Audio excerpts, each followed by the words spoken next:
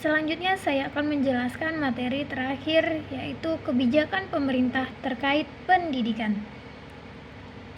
Pendidikan adalah usaha sadar dan terencana untuk mewujudkan suasana belajar dan proses pembelajaran agar peserta didik secara aktif mengembangkan potensi dirinya. Pendidikan berfungsi mengembangkan kemampuan dan membentuk watak serta peradaban bangsa yang bermartabat dalam rangka mencerdaskan kehidupan bangsa agar menjadi manusia yang beriman, bertakwa, berakhlak mulia, sehat, berilmu, cakap, kreatif, mandiri, dan bertanggung jawab. Di sini pendidikan berfungsi agar generasi penerus bangsa memiliki watak yang berakhlak mulia, sehat, berilmu, dan bertanggung jawab. Prinsip-prinsipnya. Pendidikan diselenggarakan secara demokratis dan berkeadilan. Pendidikan sebagai satu kesatuan yang sistemik. Pendidikan sebagai suatu proses pembudayaan dan pemberdayaan sepanjang hayat. Yang keempat, mengembangkan budaya membaca, menulis, dan berhitung. 5. Memberdayakan semua komponen masyarakat melalui peran layanan pendidikan.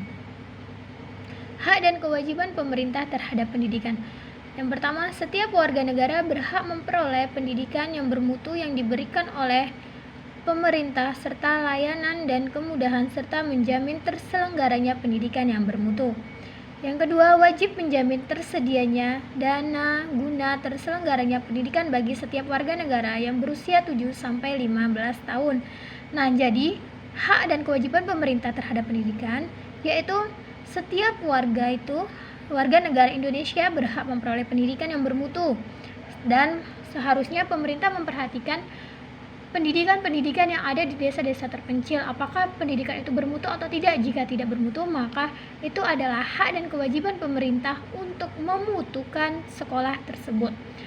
Kemudian wajib menjamin tersedianya dana. Nah, di sini juga pemerintah harus memperhatikan dana apa saja yang kurang agar sekolah tersebut bisa menjadi sekolah yang bermutu dan memiliki sarana dan prasarana yang baik. Pengawasan.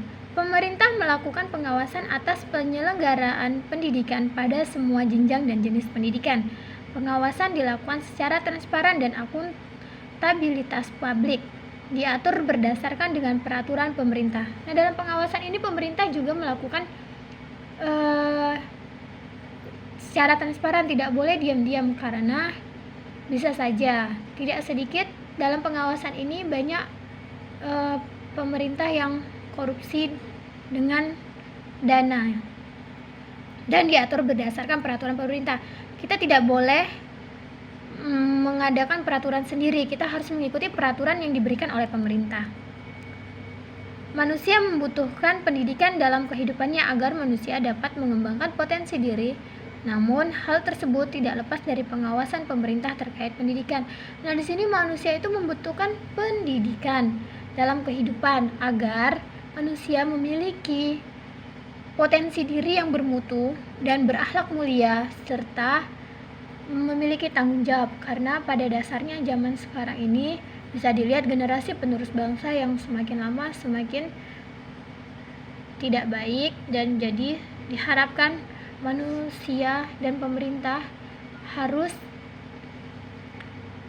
lebih memperhatikan lagi anak-anak yang di luar sana yang belum mendapatkan sekolah yang baik atau bahkan tidak mampu sekolah. Seharusnya pemerintah lebih memperhatikan itu agar melakukan sekolah, mengizinkan atau memberikan bantuan agar siswa tersebut atau anak yang tadinya bekerja bisa mengikuti sekolah seperti orang lain. Macam-macam pendidikan: pendidikan umum, pendidikan kejuruan, pendidikan akademik, pendidikan profesi, pendidikan vokasi, pendidikan keagamaan, dan pendidikan khusus. Pendidikan umum itu seperti SD, SMP, SMA, pendidikan kejuruan seperti SMK, pendidikan akademik seperti akademi kemiliteran, dan sebagainya macam-macam. Pendidikan profesi banyak seperti sekolah PG, sekolah keguruan, atau banyak profesi lainnya. Pendidikan keagamaan seperti pondok pesantren, pendidikan khusus seperti tadi yang memiliki keterbatasan seperti sekolah luar biasa. I think that's all. Terima kasih banyak. Mohon maaf apabila ada kesalahan dari semua penjelasan materi yang telah saya jelaskan. Mem, semoga dapat membantu orang yang melihat dan mendengarkan. Semoga paham dengan apa yang saya ucapkan. Terima kasih. Assalamualaikum warahmatullahi wabarakatuh.